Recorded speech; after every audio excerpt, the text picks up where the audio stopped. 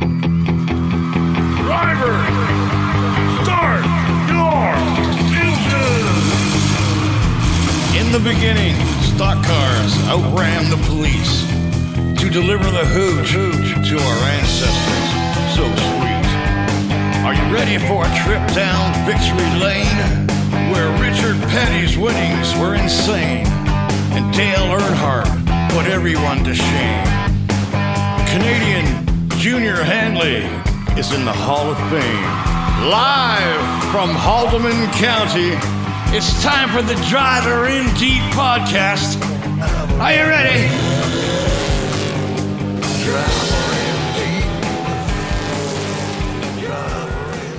Welcome everyone to the Driver in Deep podcast, brought to you by wingnutsports.com. Today's episode is brought to you by WeatherTech.ca. I'm sure you've all heard how great WeatherTech laser-measured floor mats are, and I for one can tell you that they're worth every penny. Yeah, for sure. Have you ever tried to get the salt stains from over the winter out of your carpet? With WeatherTech, you don't need to, because they cover the front, back, and the sides of your floors, and even in the cargo area if you happen to have an SUV. Yeah, I have a dog and kids. I can tell you that none of them care about bringing mud or dirty snow or anything else into the car. Speaking of dogs, my Boston Terrier, Echo, loves to go for car rides, but I hate it when I get paw prints all over my seats. And WeatherTech also sells awesome seat protectors that I just discovered, and I don't have one yet, but I did just order it. Oh, nice. Not only that, they have, from what I can tell, the best pet feeding systems on the market, cup and desk phone holders, and even cleaning supplies. Yeah, as you can tell, we both love WeatherTech, so they really are the perfect sponsor of the Driver in Deep podcast. I couldn't agree with you more, Mark. I said pardon? I know, that may be a first. Well, maybe if they rename the Leafs to the Toronto Weathertechs, we'd agree more often, Alex. You would like that. Listen, be sure to check out WeatherTech.ca and be sure to use promo code DIDpodcast when you check out. Yes, that's WeatherTech.ca, and we thank them for sponsoring the Driver in Deep podcast. So how's it going today, Alex? I'm doing good, bud. How are you? I'm pretty good. I do want to say something, though. Great. Well, yesterday, being Easter, we're recording Monday morning here, we went out and I took you disc golfing for the second time now. Now that you've had a couple kicks at the can here, what'd you think? Have to be honest, it was good. I enjoyed it. It was nice to get outside. The course that we went to local here in Haldeman County was great. It's a nice piece of property. Yeah, and La there's a lot Fortune. of similarities between regular golf and disc golf. So, and it's a lot cheaper. So it was good. I'd say it's 100% cheaper. Yeah, for sure, 100% cheaper. Because there's no cost to disc golf, and we did play at La Fortune Park, which I believe is one of the top-ranked disc golf courses in Canada. Really? Very long. Obviously, it's difficult in some places, especially the wooded holes. And very similar to golf, like you said. You can't seem to miss the trees in disc golf either. No, and actually the trees are a lot more prevalent in disc golf than it is in real golf. Real golf fairways are really wide compared to disc golf. Yeah, I did have to laugh though. Your Sandy was out with us and Joni, and you're trying to explain to Sandy how you got to throw it flat so it stays low, and then you go up to the tee and throw it right to the top of the trees. Yeah. So Yes. And yeah, so our son Tyler was with us, and of course he had never done it before, and he was throwing bombs, which you kind of predicted, but kind of wish that I could throw some bombs like that as a beginner. Young and strong. Well, I don't think it'll take long. Depends on how many videos you watch. There's lots there. Great sport. And there's one question I have left. What's that? Are you still going to make fun of me for playing disc golf now? Probably have to move or just drop that and just make fun of you. For everything else? About everything else. Sabres, pickleball, whatever you want to talk about, until, you drag me out on maybe doing pickleball sometime. I'll maybe change my tune. Hey, it's easy to bash you before I do it, and I'm going to tell you this. I got a text from my wife this morning, and she's like, "What are you doing after work?" I said, "I'm not just coming home. Why? Can you drive me to the disc golf store?" So I may never play with you again, but she probably will by the sounds of it. Well, I'll tell you, she had a pretty good arm, and if she takes a few lessons, I think she's going to really like it because she can get it out there pretty good. Who's going to teach her, you? Well, I would recommend YouTube, to be honest. That's how I learned. But hey, it's a perfect sport to play right now when we can't really do much else, and I'm looking forward myself. I just started playing in November, December, and I can't wait to get out there playing in some nice weather. So, but anyway, what do we got today here? We have a good podcast, another one. We had a great one last week, but after listening to last week's podcast with Tony Spiteri from Pinty's and of course our in-house guest, Sean Gibbs, it became apparent to me that Gibber kind of overstepped his bounds. Overstepped his bounds? What do you mean? Well, we had him as a guest. Right, yeah. Next thing you know, we get Tony Spiteri, unscripted, but we get Tony on the phone. Yeah. And next thing you know, he's acting like a third host. But as it turns out, probably helped us because we're probably short of questions and Gibbs added a few. So at the end of the day, it was a good call and both guys were interesting for sure.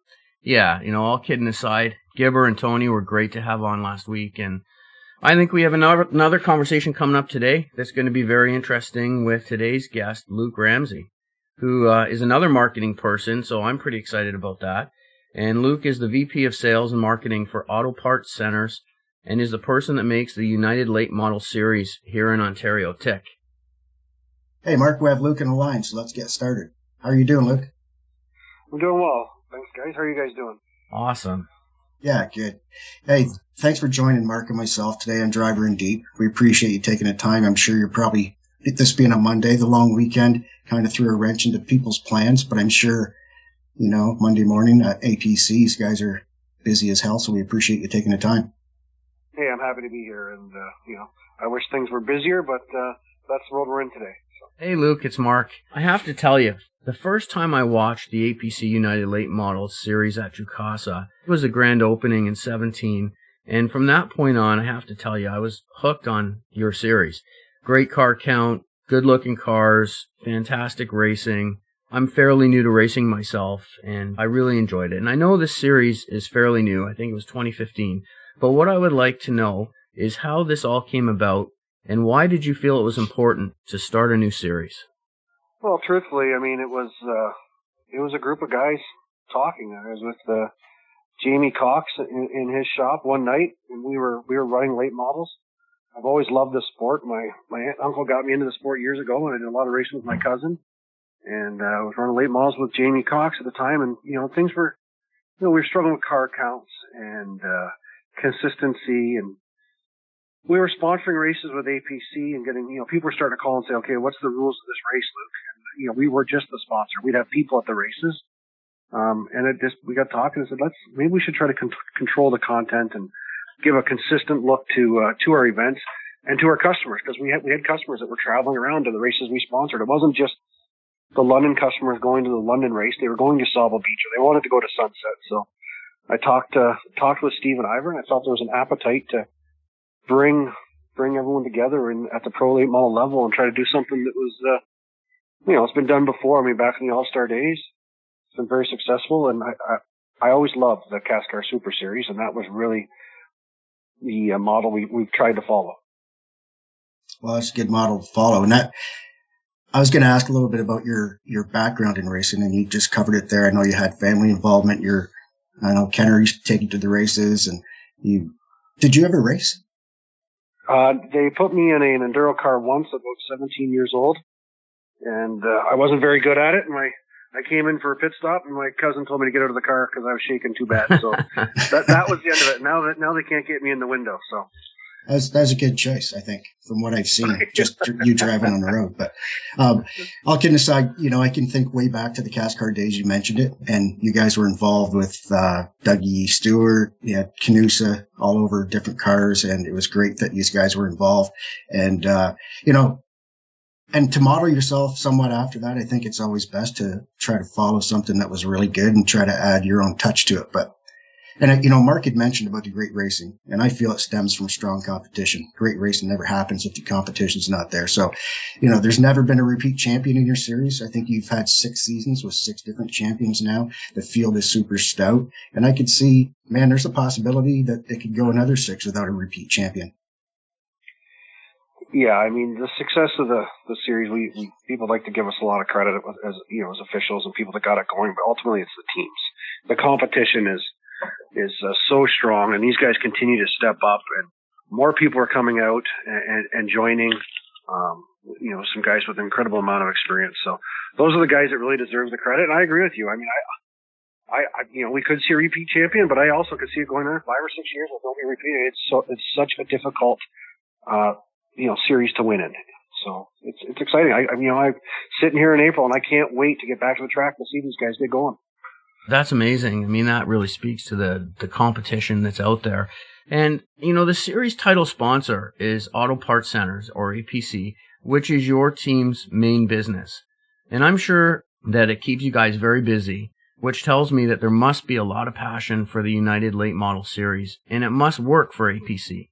Can you tell us how this all ties together and how spending, I'm sure, the countless hours on the race series benefits your core business? Luke, before you answer that, I should have told you. I don't know if I did, but Mark's a marketing guy too, so that's why I was excited to have you on. Last week we had Spiteri on from Pinty's, who was a marketing guy, and Mark took over the conversation, so I'm sure it's about to happen today. Yeah, listen, absolutely. First off, we're incredibly fortunate to have Ivor Jones and Steve Drake allow us to use the resources of APC to get this going. They see our passion. There's a number of us employees that work for APC that are also race fans, and it's tied to our business for a lot of years. Really, the value for us is getting customers to the track, and that's what makes this pandemic so difficult for us to sometimes justify the expense, the money that's being spent, because the real value is when we can have 100 people at a race, or we've had races where we've had 550, 600 customers, and we do a lunch on a Sunday afternoon at Delaware, and they're cheering for that car on the track with the APC on it, and that's really the value is getting the time with the customers. It's all about relationships in our business. And, this is a great way to do it. I've said for years, you take some guys golfing and you take 3 people with you, right? You go to a racetrack, you can take 100, and we go to Sunset. We typically have 100 people at every race. We're doing a dinner. The kids are there. It's family.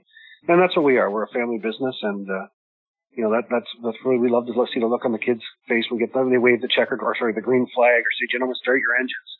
That's the value, and that's the relationships that are built at the racetrack. Yeah, maybe we'll see. Maybe you'll see one of those kids behind the wheel of a car sometime, not too distant future. You never know. That would sure be exciting.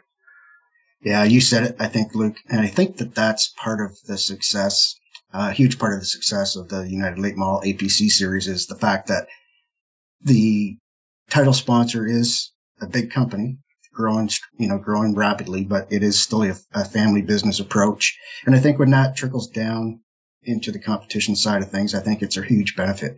And to change gears just a tick, I know that the auto parts business for Canusa APC is growing super quick, and you guys have new stores opening all the time. And I know also that you have a huge warehouse expansion going on right now.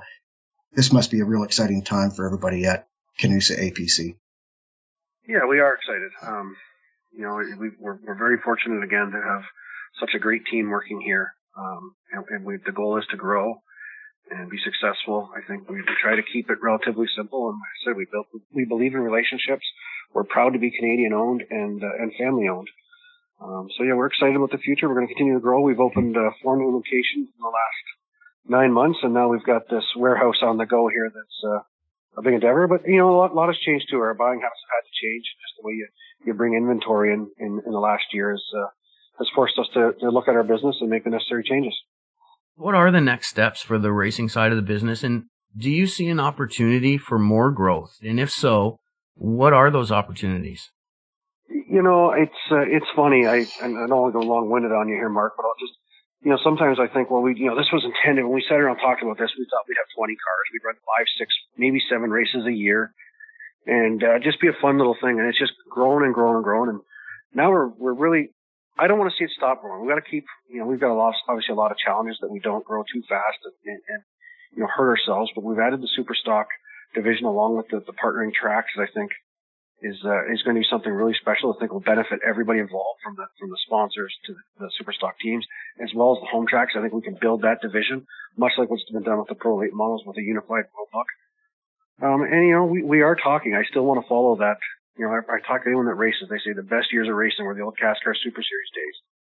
And, I still see a way we can venture outside of the province, or, one day, who knows what we can do as far as going national, or having a provincial champion and a national champion.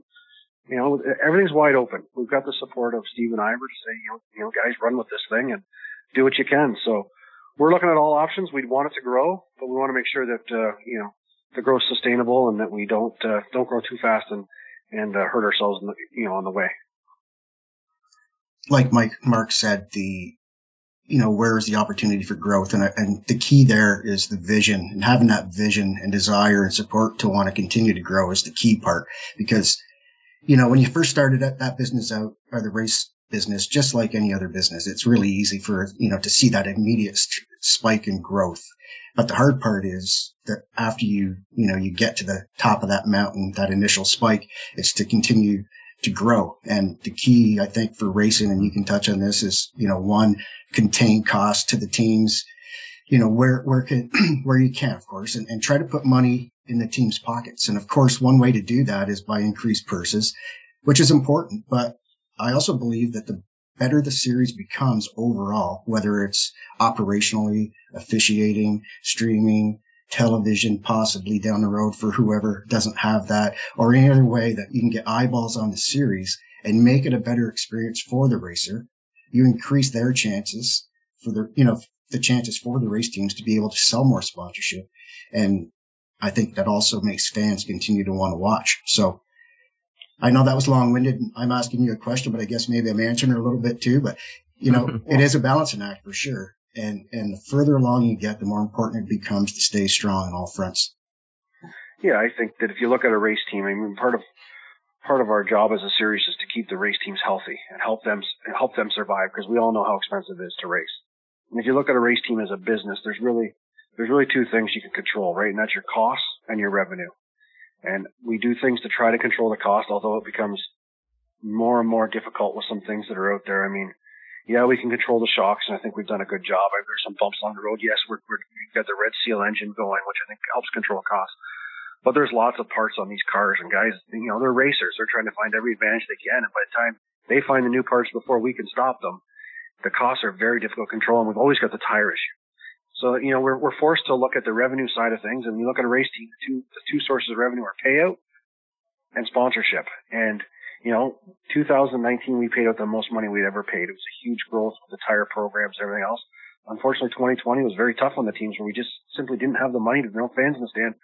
We couldn't do the payout. But I think part of our job is to work with the streaming and work with TV down the road and build the series to the point where the guys can get more sponsorship, because that's a revenue stream that can help these race teams remain, financially strong. So that's our goal. We need to continue, because the racetracks, quite honestly, Alex, I don't want, I'm not speaking. It's not like the racetracks are saying we got tons of money. They're not bringing the people in the gate to pay the purses like we used to either. So we got to get fans in the stands, and then the tracks. You can talk to them. We're more than happy to up the purse, provided we pack the stands. And but we got to help the teams raise sponsorship dollars too. Absolutely, that's key. And you're right. You have to, like I said, in my last statement, it's a balancing act. And the fact that you touched on the tire thing, for example, one thing about pavement racing, the tire costs are probably the biggest hindrance to a team.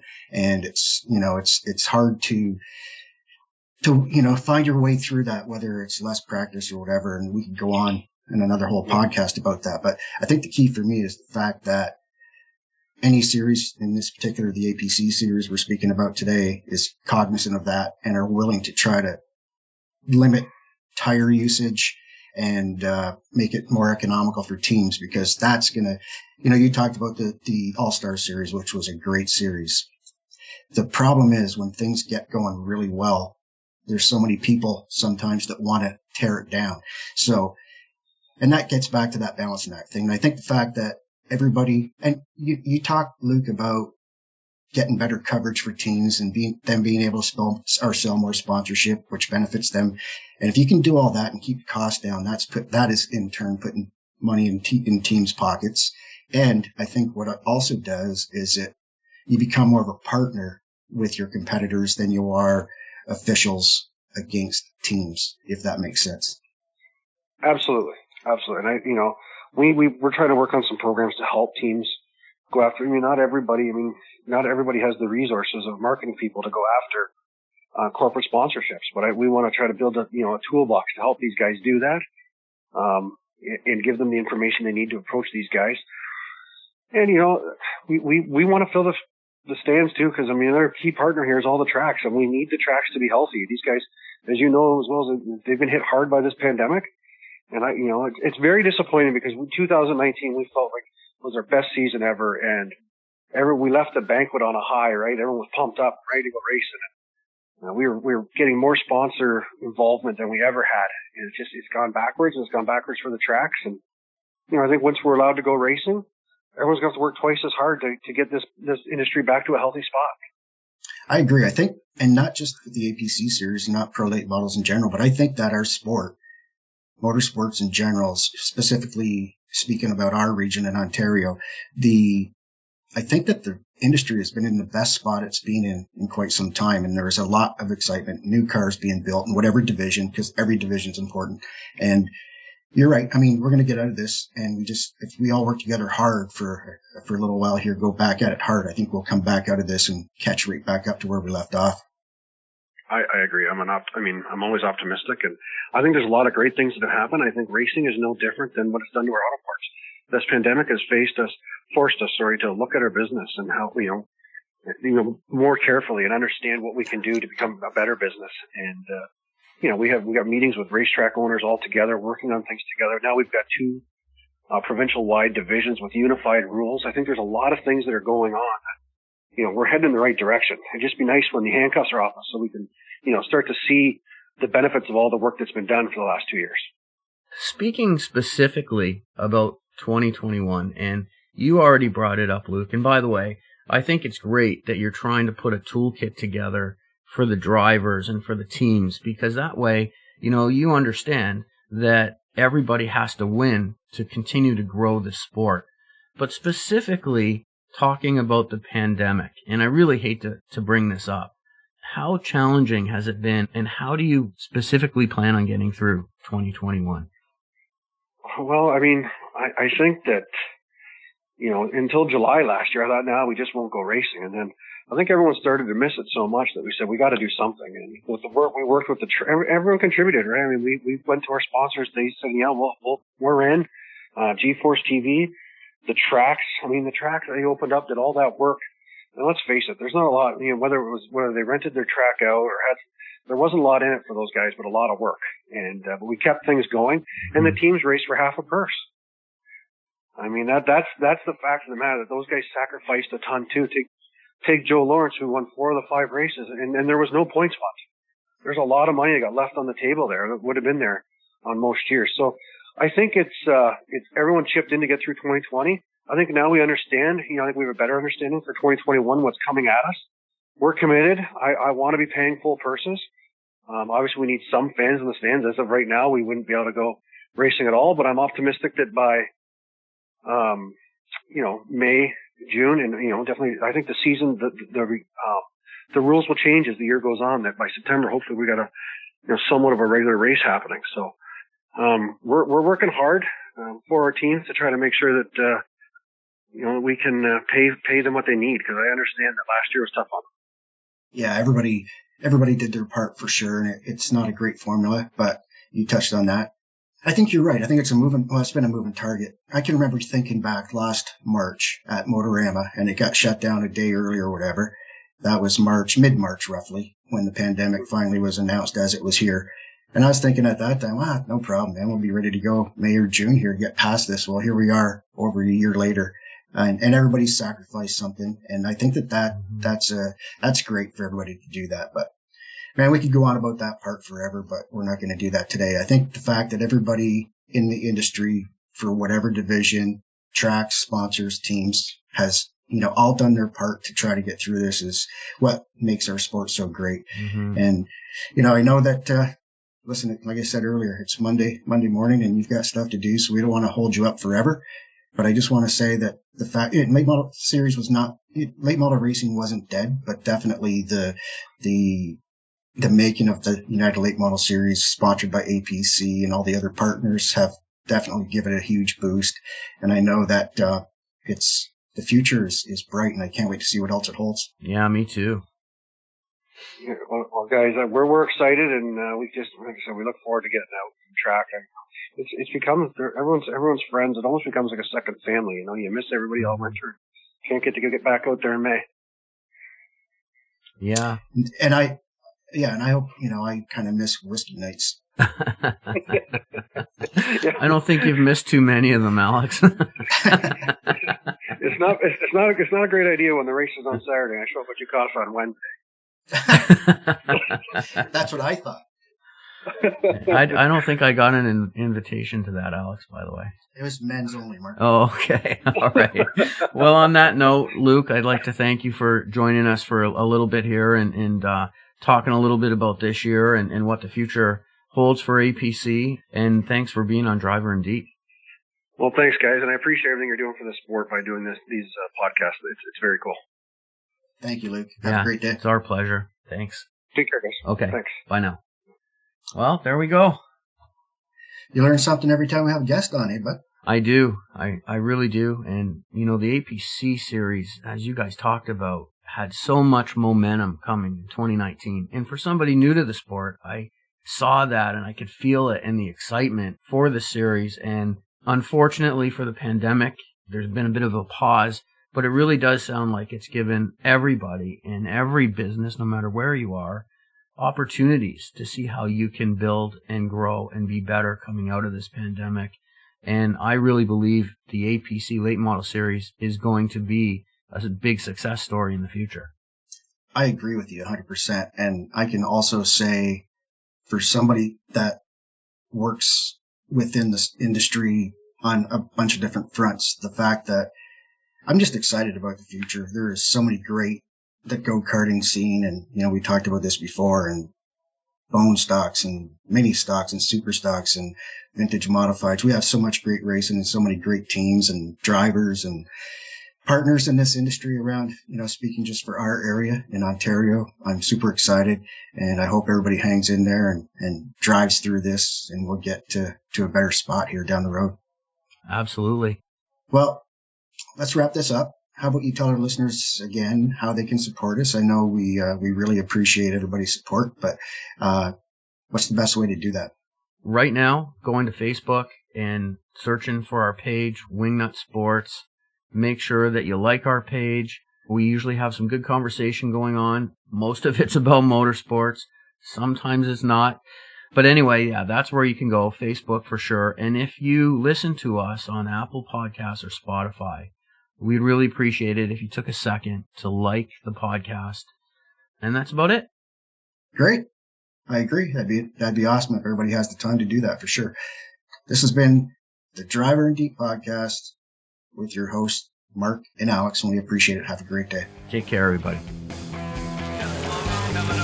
Well, we're wide open sideways. All right, you're clear. Talk is cheap. You're clear on that.